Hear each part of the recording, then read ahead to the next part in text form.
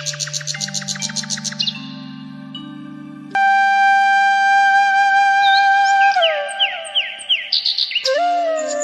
সকাল আমার প্রিয় বন্ধুরা, তোমরা সবাই কেমন আছো? আশা করছি তোমরা যে যেখানে আছো না কেন অনেক ভালো আছো, সুস্থ আছো। তোমাদের আশীর্বাদে আমিও ভালো আছি। তো বন্ধুরা, আজকে জন্মাষ্টমীর দিনে আমি সকাল থেকে সন্ধে অবধি কি করি সেটাই তোমাদের কাছে শেয়ার করছি। তো তোমরা ভিডিওটি স্কিপ না করে তোমাদেরকে পুরোটা দেখার জন্য অনুরোধ রইল। আশা করি তোমাদের ভালো লাগবে, আর ভালো লাগলে অবশ্যই আমার পাশে থেকো গো।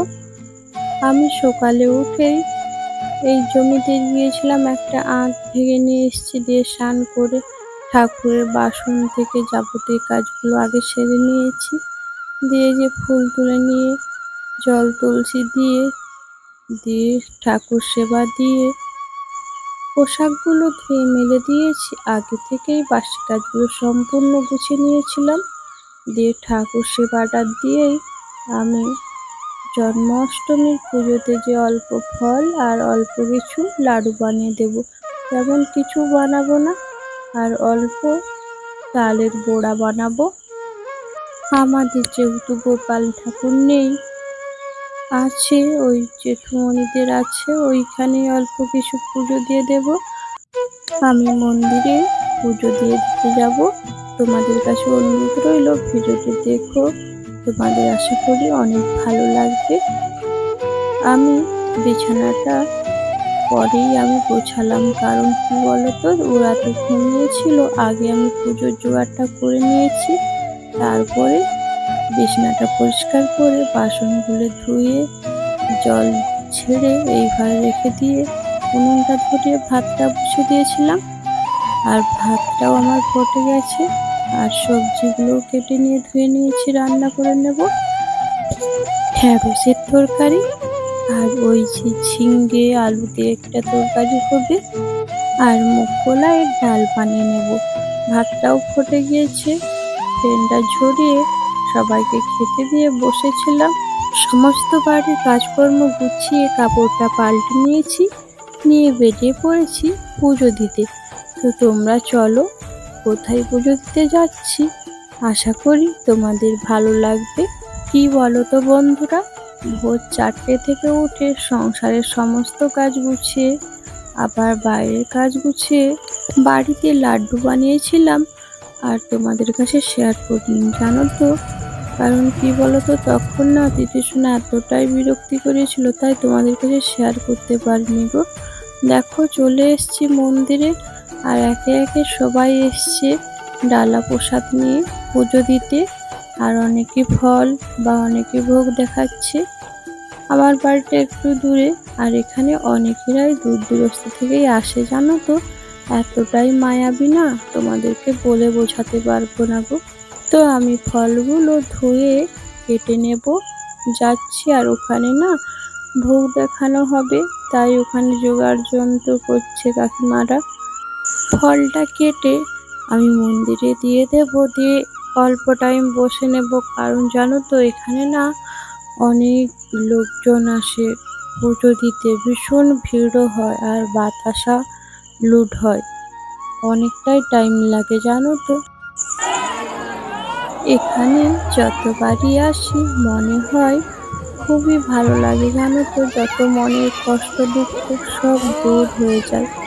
কি বলবো তোমাদেরকে, এতটাই ভালো লাগে না, এলে আমার মন যেতেই চায় না বাড়ি। তবে কি বলতো বন্ধুরা, পুজোটা না 7:09 বেজে যাবে, আর আমার বাড়ি তো দূরে। দিদি সোনাকে নিয়ে এসেছি, আর বড় সোনা মাকে নিয়ে এসেছি।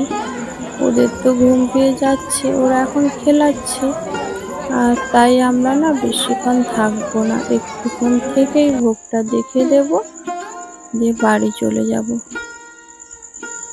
বারটা দেখো এতটা ফুটছে না, দিনের বেলা হলে একদম স্পষ্ট পরিষ্কার তোমাদেরকে দেখাতে পারতাম।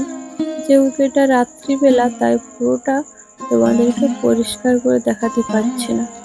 তবে অন্যদিন তোমাদের কাছে দিনের বেলা এসে শেয়ার করব। জানো তো এতটাই বড় না, আর চারিপাশটা খুব সুন্দর গো, একদম মায়াবী, মন টানে, যেতেই চায় না এই মন্দির থেকে মনটা। তো বন্ধুরা একে একে এসছে পুজো দিতে, আর এখানে না দেখছো এখন অতটা ভিড় নেই, যত সন্ধেবেলা হবে না ততই ভিড়টা বাড়বে। সত্যি আজকে কৃষ্ণের জন্মদিন ভাবলেই মনটায় যে কত না আনন্দ হয়।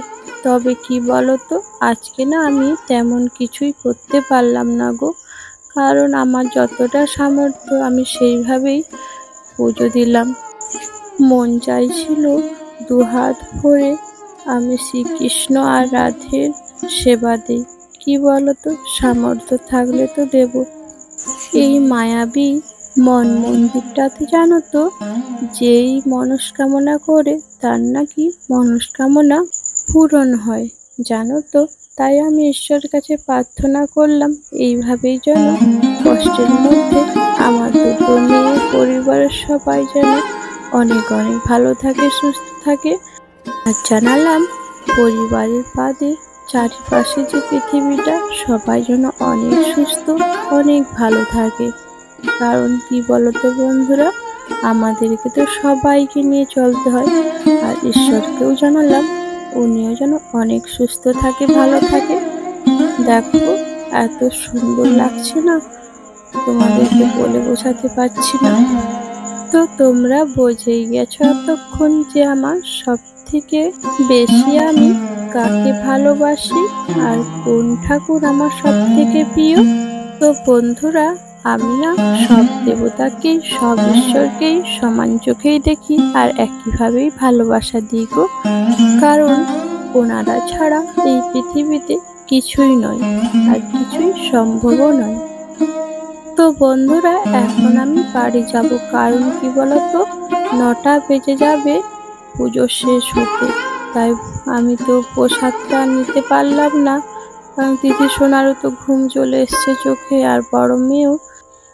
দিদি ভাইকে বললাম ভোগের প্রসাদটা নিয়ে নিতে, কারণ আমার দিদির বাড়ি একদম উঠোনে ওই মন্দিরে। তোমাদের যদি এই ভিডিওটি ভালো লাগে অবশ্যই একটি কমেন্ট করে জানিও গো, তাহলে না আমার ভীষণ ভালো লাগে। আর কি বলতো, এত কষ্ট করে ভিডিও করে তোমাদের কোনো কমেন্ট পাই না, লাইক পাই না, তাই মনটা ভীষণই খারাপ লাগে। মনে হয় আমার ভিডিওগুলো অতটা হয়তো কারো সুন্দর লাগে না, আমার কষ্ট মনে হচ্ছে, কিন্তু কারো মনে হচ্ছে না যে আমি কষ্ট করে ভিডিও বানাচ্ছি। তো যাই হোক বন্ধুরা, এই যে নাড়ুগুলো বানিয়েছিলাম তোমাদের কাছে তখন শেয়ার করতে পারলাম না, আর এগুলো না সবার বাড়িতে অল্প অল্প কিছু দিয়ে দিয়েছি, আরও কিছু দিতে বাকি আছে। তো বন্ধুরা তোমাদের কাছে যদি ভিডিওটি ভালো লাগে অবশ্যই একটি কমেন্ট করে জানিও গো, তাহলে যেন আমার খুব ভালো লাগে গো। একটা কমেন্টে আমার একটু ভিডিও বানাতে খুবই সুবিধে হয়। আজকে আসি বন্ধুরা, তোমরা যেখানেই থেকো না কেন অনেক অনেক ভালো থাকবে, অনেক অনেক সুস্থ থাকবে।